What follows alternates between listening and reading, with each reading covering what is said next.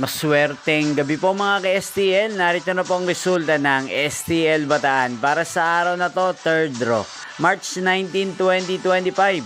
Araw ng Miyerkules. Naway ang mga natayaan nyo po mga numero kanina ay manalo nawa ngayong gabing ito, 8 PM. Kaya kunin nyo na po ang inyong mga tickets. Narito na po ang resulta. Ang mga numerong nanalo sa STL Bataan ngayong gabing ito, March 19, 2025, 8 PM, 3rd draw result, 18 at 7 in exact order. Sa lahat po ng tumaya kanina sa STL Bataan para sa 3rd draw ng 18 at 7, congrats po sa inyo, panalo po kayo.